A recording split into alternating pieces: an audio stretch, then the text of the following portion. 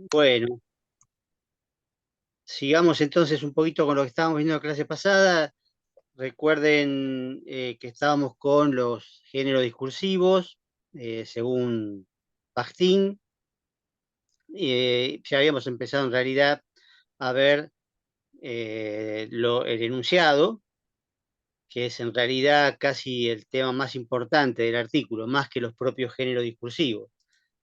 Porque los géneros discursivos están compuestos por enunciados concretos. Como vi que había alguna duda en algunas de las preguntas que me hicieron, por ahí capaz que no captaron bien la cuestión, porque como ya les dije otras veces, el problema de utilizar a veces denominaciones relativamente comunes produce determinadas confusiones o mezclas o ambigüedades o repeticiones o sinonimias, ¿no? Es decir, recuerden que todos los conceptos que utilicen se deben explicar. ¿Sí? Un sinónimo no explica, lo que tiene que hacer es explicar, desarrollarlo. Entonces, ¿qué pasa? Fíjense, por ejemplo, esto, ¿no? Esto que está acá, ¿no? Bajo el sol tremendo se llama una de las novelas mejores de este siglo, ¿no? De Carlos Busquet, ¿no? Una gran novela. Es un libro, por supuesto, también, es un libro, pero aparte del libro, porque no importa en qué forma esté, es una novela. Ganó un premio de novela. Tiene características de novela. ¿Cuáles? Bueno, digamos, sería un poquito largo ponernos a explicar qué características tiene que tener para hacer una novela. Sabemos que no es una obra de teatro, sabemos que no es un poema, qué sé yo, sabemos que no es una crónica periodística, no importa. Esto es una novela, ¿sí? Esto es un enunciado. Del principio hasta el final es un enunciado, ¿sí? Que llamamos novela en cuanto al género al que pertenece. Justamente el género discursivo secundario al que pertenece también se llama novela. De ahí por ahí la discusión, la confusión a la que me refería antes en particular, ¿sí? Es decir, es novela en tanto un enunciado aislado y también es una novela en la medida en que pertenece a un género discursivo llamado novela, que tiene determinadas características. ¿Sí? Que debe tener determinadas características para ser considerado novela. ¿Cuáles características? Repito, eso habría que entrar en cada uno de los géneros discursivos, porque cada género discursivo tiene distintas características de estructura, de composición, de estilo, etc. Y eso, bueno, por supuesto, no llevaría demasiado tiempo, no lo hace Bakhtin, pero es lo mismo que cualquier otro ejemplo en particular que hayamos tomado, que hayamos trabajado, ¿no? Si decimos, bueno, un correo electrónico, más allá de que utilicemos o no el correo electrónico, como docente yo lo utilizo, ustedes lo reciben, por lo menos, a veces me contestan, generalmente no, pero yo les mando correos electrónicos. Cada correo electrónico es un enunciado, ¿sí? Es un enunciado suelto. Vamos a ver ahora si puede estar suelto o no, si realmente está suelto o no, pero digamos, quiero decir que es individual, es singular. Y en cierto sentido es único también, es único, ¿sí? Incluso aunque les mandara el mismo texto en distintos días, por ejemplo, ¿sí? Serían dos enunciados distintos, ¿sí? Fíjense qué interesante esto, después más adelante lo vamos a profundizar. Pero fíjense que si yo les mando un mismo correo electrónico 2 semanas distintas, y en ese correo electrónico pongo la palabra hoy, ¿sí? Tiene un sentido completamente distinto, ¿sí? Porque hoy va a ser cada uno de esos 2 días. Entonces ya es distinto, el enunciado es distinto. Pero bueno, eso lo vamos a ver más adelante. Lo que importa es que el correo electrónico es un enunciado que a su vez pertenece a un género discursivo que llamamos, bueno, correo electrónico o correos electrónicos o emails o como querramos llamarlo, pero que efectivamente tiene ciertas características que también lo podemos subdividir. Por eso digo, en el caso de la novela, habíamos visto que uno podía considerar un género amplio como ser la narrativa, que viene de la epopeya griega, de Aristóteles, digamos, pero hay en realidad textos similares en muchas culturas distintas, ¿no? La narrativa, pero después En épocas más recientes, en la modernidad, la narrativa se empieza a dividir en otro tipo de géneros más específicos, digamos, novela, cuento, crónica, ¿no? Y eso sigue siendo narrativa. Y son también géneros discursivos secundarios, cada uno con sus propias características. Como decía, podríamos hacer un árbol de clasificación, pero no vale la pena porque, bueno, no lo hizo Bakhtin, no hace falta que lo hagamos nosotros. Lo importante es entender que los géneros discursivos están formados por enunciados, como él dice en la primera página del artículo, relativamente estables, en el sentido que duran un tiempo y que tienen ciertas características más o menos identificables justamente a lo largo de ese tiempo, ¿no? Como decíamos, puede ser que, bueno, alguna vez no haya más novelas, ¿sí? Pero bueno, es un género que ha durado bastante tiempo, digamos, ¿no? Y por supuesto, analizar esto sería cuestión de especialistas, no hace falta meterse en eso, pero sí entender que cualquier cosa que se diga o que se escriba, ¿sí? Es un enunciado y pertenece a un género discursivo, aunque uno no lo sepa, aunque uno no sepa cuál incluso. Esa es la originalidad que tiene Bakhtin. Él dice justamente que el sentido se construye en la comunicación real, en el intercambio de enunciados, si es que lo hay, o por lo menos cuando un autor, o sea, cualquiera de nosotros, enuncia algo y ese enunciado está dirigido hacia otro, con determinada finalidad, que generalmente es buscar algún tipo de respuesta en el sentido de reacción, más que nada, no solo respuesta verbal, sino reacción o efecto sobre el otro, ¿sí? Y esto es la comunicación y esto es también algo contrario totalmente a lo que sería Saussure. Para Bakhtin, digamos, la teoría saussuriana es una abstracción total. Es decir, ¿por qué? Porque hace abstracción de las condiciones reales de la comunicación y tiene en cuenta solo algo que llama sistema o sistema de signos o lengua o lo que sea, que en realidad no existe, ¿sí? Nosotros ya sabemos que, bueno, que para Saussure es mental, está en la psiquis, etcétera. Eso ya lo sabemos y sabemos también que considera el habla como algo secundario. Bakhtin no acepta esta división y si tuviera que elegir, elegiría, digamos, como objeto de estudio el habla, no la lengua.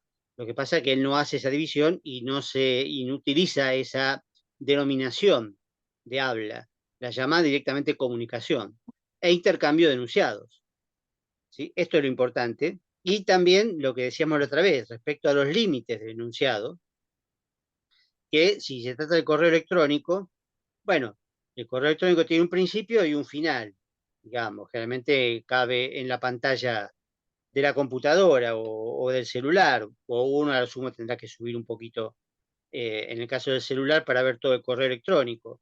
Eso, digamos, es el principio y el final, ¿sí? En el caso de una novela como esta, que no tiene muchas páginas tampoco, tiene 182, se la recomiendo mucho, Bajo este sol tremendo. El autor lamentablemente falleció hace poco, muy joven, ¿sí? Pero es un genio, era un genio, pero sigue siendo un genio. Y, digamos, el límite o los límites de este enunciado es cuando empieza la novela y cuando termina, ¿sí? Y en cualquier caso se da eso, digamos, cuando uno está hablando con otro, también cada vez que alguien habla se trata de un enunciado. Cuando habla el otro es otro enunciado. Si uno vuelve a hablar, es otro enunciado. O si habla un tercero, por ejemplo, en una conversación, en una charla donde todos pueden hablar, bueno, cada vez que alguien habla, se trata de un enunciado, desde que empieza hasta que termina. Por ahí, Bakhtin dice que los enunciados son conclusivos, que de alguna manera el autor empieza a hablar y termina cuando dice todo lo que tiene que decir. Esto también es un poquito abstracto e ideal, porque sabemos que en la realidad no pasa eso, ¿sí? No siempre se da esa situación en la que un autor puede decir todo lo que quiere. En cualquier circunstancia, justamente en una conversación, uno puede ser interrumpido. Y al ser interrumpido, evidentemente ese enunciado es un poco particular, porque no termina, no es conclusivo, como dice él. Esa conclusividad es un poco ideal, por decir así. Se puede dar en una novela o en un tratado científico, y hay que ver también, porque hay novelas inconclusas, ¿no? Y se Profe, publican como igual. perdón, Sí, bueno, pues, escucho. en, en relación a esto del género discursivo, del inicio y finalización de un discurso, De un que enunciado. es un enunciado, perdón. Em, Dentro del género discursivo, cuando se trata de una novela, comienza y termina cuando el desarrollo finaliza. En un intercambio de diálogo, no, ¿es así? No, no, no, es igual, es igual. Es siempre igual, es en Ah, todos los casos.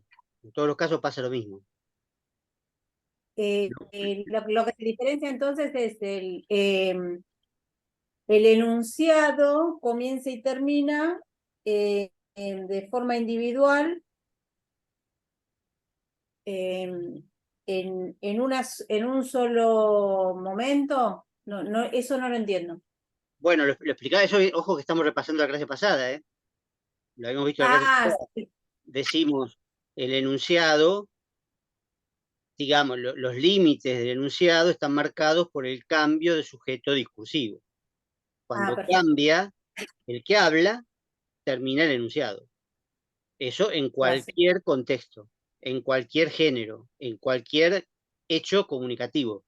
Lo que estoy diciendo ahora es algo nuevo que tiene que ver con la conclusividad del enunciado, que no siempre se da de la manera ideal que marca Bakhtin, porque no siempre se puede concluir un enunciado con éxito en ese sentido, ya que uno efectivamente puede ser interrumpido.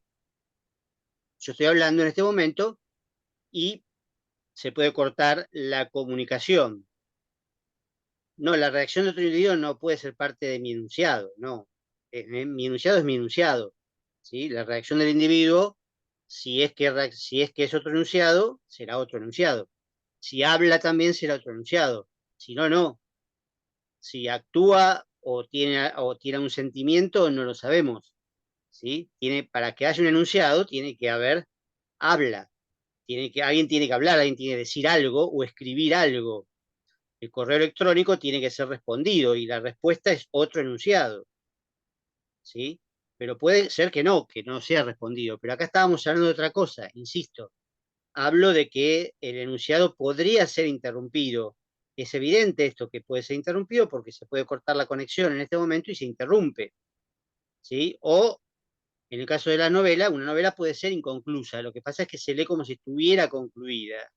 El caso famoso, más famoso de todos, por supuesto, son las tres novelas de Kafka, que son novelas interrumpidas, es decir, dos que no tienen final directamente y una que en realidad tiene final, pero le faltan capítulos intermedios.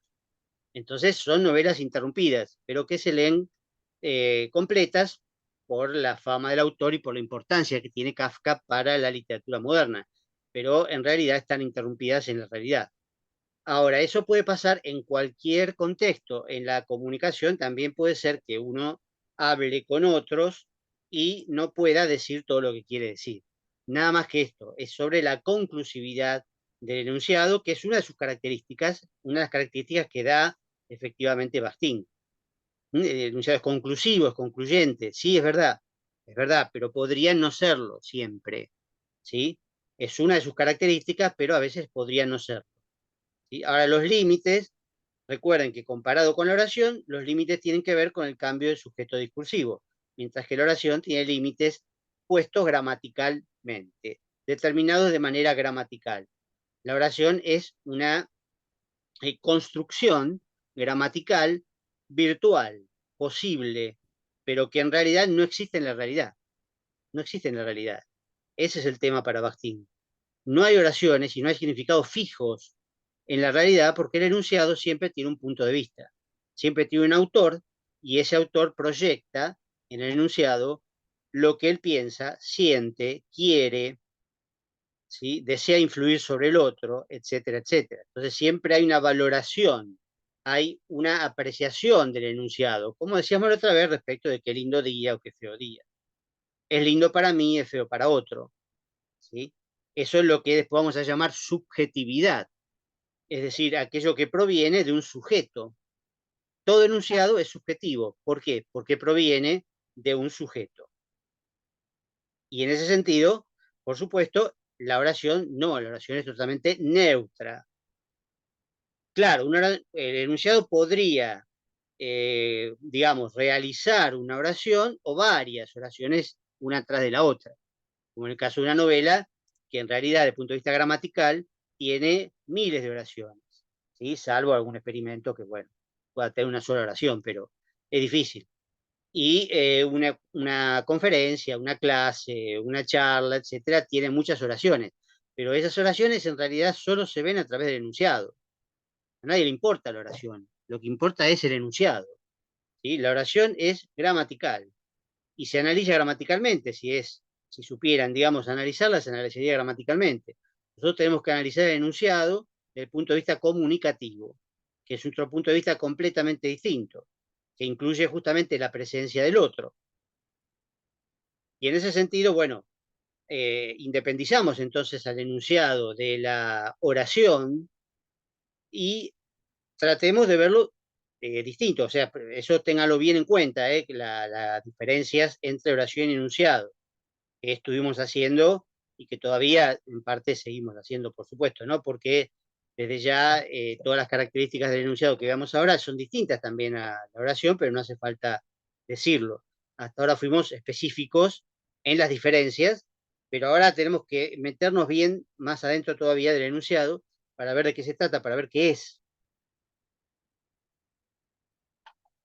Ya, bueno, por supuesto, todas estas características sirven para definirlo, pero todavía faltan otras características más que tiene.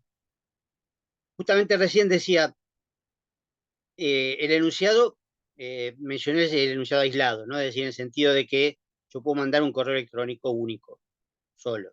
Cada enunciado es único. Cada frase, ¿sí? Cada oración pronunciada, es decir, transformada en enunciado, es única, aunque gramaticalmente sea igual. ¿Por qué? Bueno, porque la dice otra persona, porque puede tener otra intención, o puede ser irónica, como veíamos en los ejemplos de la clase pasada, ¿no? Puede ser irónica, puede ser afectuosa o no, puede tener un montón de significados distintos, de sentidos distintos que no tienen que ver con sus significados fijos o surianos. Entonces, en ese sentido, cada enunciado realmente es único. Después más adelante vamos a ver con mayor precisión, desde otro punto de vista y con otros autores, por qué cada enunciado es único. Pero además, ese enunciado es único en sí mismo, está bien, pero por otro lado, el enunciado nunca está aislado, ¿sí? Nunca está aislado, nunca está solo en el universo, por decir así, en la historia, sería mejor todavía, ¿sí? Y acá Bakhtin dice algo que es una metáfora muy, muy interesante, muy explicativa. Dice, el enunciado es un eslabón de una cadena discursiva, ¿sí? Es decir, hay enunciados antes y enunciados después. Nunca hay enunciado primero, o si lo hubo es imposible de saber cuál fue.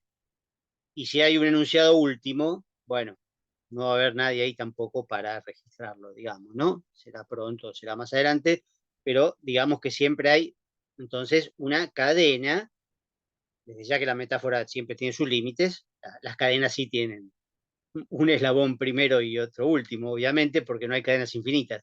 La cadena de enunciados es infinita, ¿sí?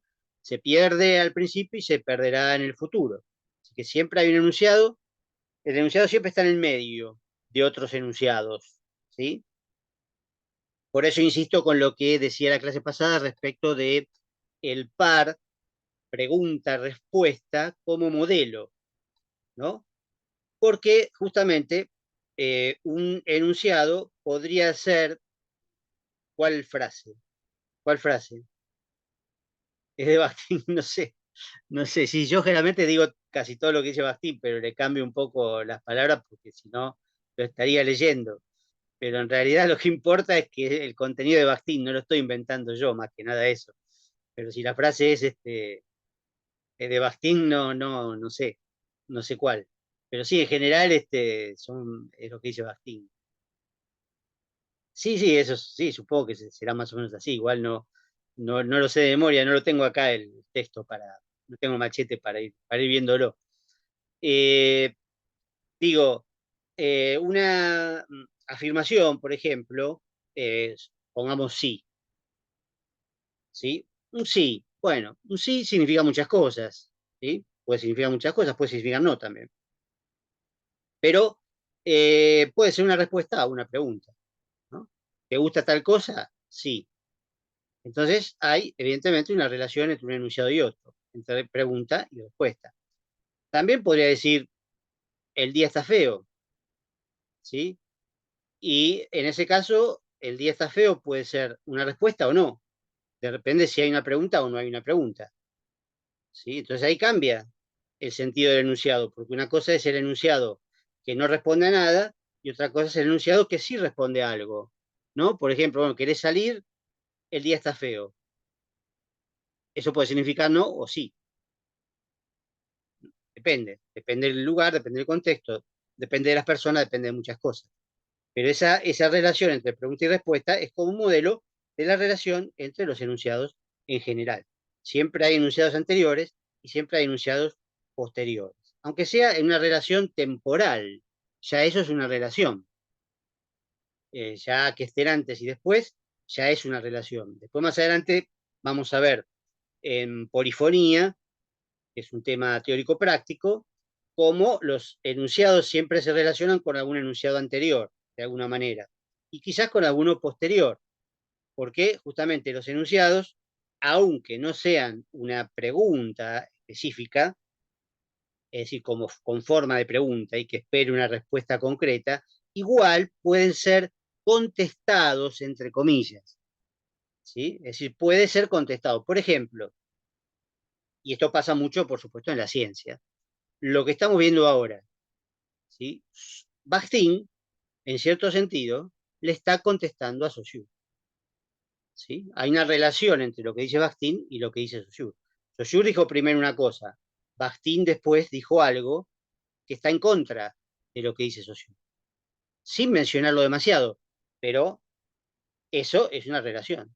Los enunciados de Bakhtin no serían posibles sin esa oposición polémica, contradictoria, ¿no? Conflictiva, respecto de lo que había dicho Saussure, o por lo menos lo que está en el curso, digamos, no lo que, quién sabe si lo dijo Saussure o no, suponemos que sí, pero bueno, esa relación es importante. En ciencia siempre se está polemizando con los anteriores. Saussure también, como hemos visto en la primera clase, Saussure también polemizaba con los lingüistas anteriores a él. Y también se apoyaba en algunos, también se apoyaba en algunos que digamos, no es que les robó, sino que se inspiró en cosas anteriores también, pero sobre todo se opuso a otros anteriores. ¿Sí? Y Bakhtin, bueno, lo mismo, se opone a Saussure que lo conocemos, ¿no? Esa es la idea. Y después de Bakhtin, ¿qué pasa? Viene una clase como esta donde yo explico a Bakhtin. Entonces, esta clase, por supuesto, estos enunciados, este enunciado que es la clase, no existiría si no existiera Bakhtin antes. Porque todo esto, como decía, no lo estoy inventando yo, sino que simplemente estoy glosando, repitiendo, parafraseando lo que dice Bakhtin. Es decir, que es un enunciado relacionado con los enunciados de Bakhtin, con un enunciado que es el artículo este en particular, que por supuesto tiene muchos libros y artículos distintos, pero estamos utilizando un solo enunciado, que es el artículo El problema de los géneros discursivos. Yo lo estoy exponiendo a mi manera o como puedo, ¿sí? Entonces hay una relación, evidentemente, ¿sí? En este caso entre géneros secundarios.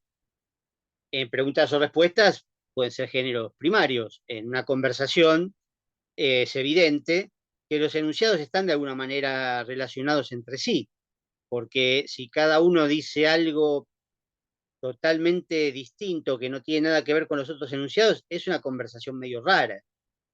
En general, cuando uno mantiene una conversación, hay intercambios que están relacionados. Los enunciados de cada uno están relacionados con los enunciados de alguno de los otros. Puede haber preguntas y respuestas, puede haber bromas sobre lo que dijo el otro, ¿sí? O puede haber contradicciones, ¿sí? Alguien puede decir algo y alguien y el otro le contesta, no, yo no estoy de acuerdo, ¿sí? O estás equivocado.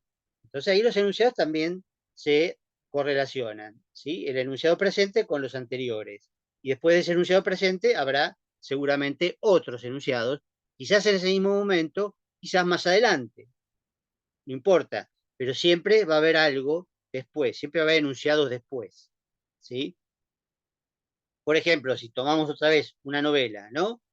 Como esta, digo, ¿qué enunciados hay antes y qué enunciados hay después? Bueno, muchísimo. Antes son todos los enunciados que se pueden considerar novelas, que permiten considerar justamente a este enunciado que es una novela. Se parece a es una novela policial, además. Entonces, digo, ¿por qué es una novela policial? Bueno, porque tiene ciertas características de la novela policial que están presentes en enunciados anteriores que responden también a esas características. Entonces, ahí se ve cómo esta novela es un eslabón de la cadena de enunciados anteriores, que son muchas novelas policiales, en las cuales el autor de alguna manera se inspira, aunque sea en el sentido de la estructura, el estilo y la temática, justamente las características de los géneros discursivos. Y después pasa lo mismo.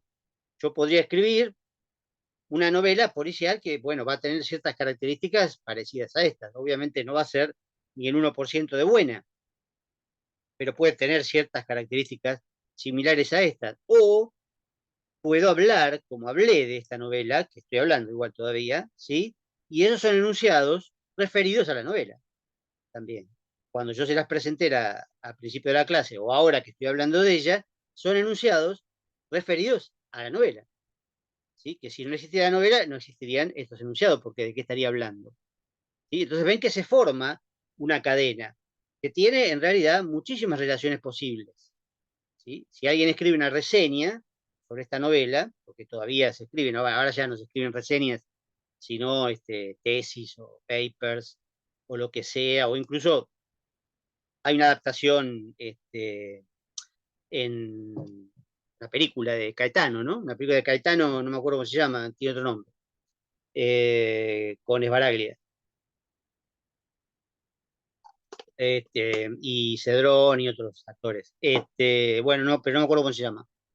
Bueno, esa película es un enunciado que se relaciona con el enunciado de la novela, ¿no? Como se dice, es una adaptación de la novela. ¿Sí? La palabra horrible, pero es lo que se utiliza así, de manera sencilla para explicar una relación mucho más compleja, ¿sí? Porque una es una novela, otra es una película. Que al autor mucho le gustaba, la verdad, ¿no? Pero no es tan mala película, la verdad que es bastante buena, pero bueno, al autor no le gustaba para nada. De todas maneras, bueno, hay una película y ya digo, hay tesis o papers o lo que sea referidas a la novela. ¿Sí? Entonces, bueno, entonces ahí está el enunciado que nunca se da aislado, en realidad, ¿sí? Porque siempre hay otros enunciados anteriores y posteriores que se relacionan con él de alguna manera que, bueno, se verá en cada caso. Hay que ver en cada caso, por supuesto, no es general esa relación, no es generalizable. Hay distintas formas de relación, muchísimas formas de relación. Lo que importa es entender el concepto general, de que un enunciado no rompe el silencio porque ese silencio no existe. ¿Sí? Puede romper un silencio momentáneo, quizás, ¿sí? Pero en realidad antes de ese silencio hubo muchísimos enunciados. Y tampoco instituye un silencio posterior, porque después de ese enunciado van a venir nuevos enunciados. Y entonces, bueno, obviamente se constituye esa cadena metafórica, por supuesto, ¿no? De enunciados, que en realidad es una cadena infinita o potencialmente infinita, porque ya sabemos que no sabemos si va a haber enunciado último, y entonces, bueno, eso quiere decir que nadie más habla. Pero los enunciados se relacionan siempre entre sí. Entonces nunca puede estar aislado un enunciado. Y tampoco, en el mismo sentido o parecido, va, digamos, repitiendo un poco lo que venía diciendo antes, el enunciado tiene un autor y tiene un otro. Está dirigido a otro. Todo enunciado. Lo que puede no haber del otro lado un otro real porque, bueno, porque sí, digamos, porque uno puede preguntar en el vacío, uno puede escribir una novela que nadie lee y uno puede plantear preguntas que nadie conteste y etcétera, digamos. Eso puede pasar, pero de todas maneras el enunciado está dirigido a alguien y para producir cierto efecto. Por supuesto, en el caso de los géneros secundarios, a veces ese destinatario ideal es complejo de determinar. No es fácil determinarlo porque, bueno, tiene ciertas eh, complejidades, bueno, que no vienen al caso. Hay novelas que son muy sencillas de leer, novelas que son, o sea, para todo público, hay novelas que son para poco público, hay novelas que pueden tener un público diverso, digamos, ¿no? Cualquiera las puede entender, pero tienen un subtexto muy complejo para poco público. Bueno, entonces, claro, el otro es algo más complicado. Ahora, obviamente, por ejemplo, una novela como esta está dirigida, en principio, y de manera muy elemental y muy obvia, tan obvia que no se ve, a alguien que lea castellano. Porque si no lees castellano, no puedes leer novela, porque está escrita en castellano. Entonces ya ahí tenemos un destinatario. ¿Sí? El destinatario tiene que leer castellano. Exacto, en todos los casos. Entonces, ¿qué pasa?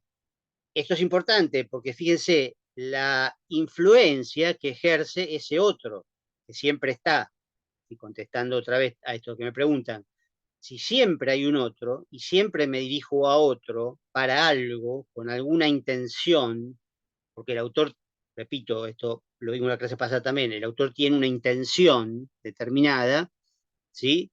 Que puede ser voluntaria o involuntaria, consciente o inconsciente, eso ya es harina de otro costal, no es como para meterse en este momento, supongamos que es voluntaria, esa intención que tiene respecto del otro hace que su enunciado esté condicionado por el otro, antes incluso de ser emitido. ¿Sí? Es decir, el enunciado antes de ser enunciado ya está condicionado por el otro al cual va dirigido. Y esto que hablaba respecto de la novela, bueno, se puede aplicar a cualquier otro caso, ¿no? Evidentemente, pero digo, esto también rompe con la idea saussuriana de que el oyente es, en todo caso, pasivo y se limita a recibir el mensaje conceptual y después se convierte en hablante. Se puede convertir en hablante, eso es cierto, ¿no? Las dos cabecitas, ¿no? Que están en los textos que ustedes tienen Profe, para ver. Sí, perdón, ¿a eso se refiere con el tema de ser condicionado? ¿a qué cosa? Lo que recién dijo que metafóricamente hablando, el enunciado siempre es condicionado por el que está como receptivo. No metafóricamente, no, no, no, no, realmente, Ah, ok. realmente, no, no, no, esto no, no es metáfora, esto es al contrario, esto es muy profundo. Esto es muy profundo, es como si el otro, por eso la importancia que tiene Bakhtin en la interpretación psicoanalítica, es como si el otro estuviera metido ya en la cabeza de uno, ¿sí? Dicho así de manera brutal, ¿no? Recuerden, alguna vez lo habrán quizás leído, ¿no? Cuando se dice que justamente uno es pensado por el deseo del otro. El inconsciente dice eso, ¿no? El psicoanálisis dice eso, ¿no? El inconsciente es el deseo del otro en uno mismo. Y acá se da eso exactamente, es decir, el otro no está del otro lado, enfrente de mí, está dentro de mí antes de que yo empiece a hablar. Me está Ah, hablando a mí, me está hablando, me está haciendo hablar de una manera determinada, eso es condicionar. Por supuesto que en cada género discursivo pasa de manera distinta, pero es un efecto general de la presencia del destinatario. Lo que yo estaba diciendo recién es que en Saussure esto no pasa, en Saussure el oyente es pasivo, ¿sí? Ah, ya te Se digo. convierte, se convierte en hablante y ahí se vuelve activo. Para, esto es otra diferencia con respecto a Saussure, ¿no? Y anoten también las distintas diferencias que encuentran en el artículo entre Bakhtin y Saussure. Acá, entonces, en Bakhtin, el destinatario, que puede ser el oyente o no, o el lector, o quien sea, ¿sí? No es pasivo para nada, es totalmente activo, hasta el punto de que actúa casi en mi lugar, habla por mí, en muchos sentidos. Ya la clase pasada les había dicho esto, yo hablo de una manera determinada porque me dijo a ustedes.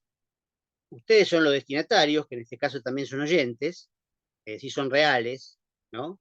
Más allá de que estén todos en una pantallita negra y no muestren la cara, supongo que algunos estarán ahí de verdad y despiertos. Yo me dijo a ustedes de determinada manera, ¿sí? Que ustedes me condicionan, no que yo elijo, ¿sí? Ahora, eso ocurre dentro de un género discursivo, por supuesto, que es la clase, ¿no? La clase es un género discursivo en particular. Claro, pero no es que emiten, es que yo tengo que tratar de explicar de tal manera que ustedes hasta cierto punto me entiendan. En principio tengo que hablar en castellano, en principio, porque si me pongo a hablar en ruso, que no sé, puesto, si hablar en ruso, la mayoría no me entendería. Se va a cortar ahora. Eh, sí, bueno, pobre, ahora esperemos que vuelva a la luz. De todas maneras, la clase queda grabada. Se va a cortar. Digo, yo en principio hablo en castellano, igual que el caso de la novela, es decir, tengo que hablar en castellano porque ustedes entienden castellano, en principio, ¿sí?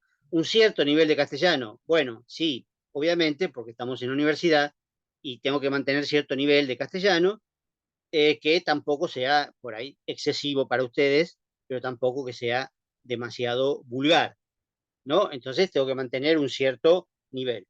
Y en cuanto a la temática, lo mismo, me refiero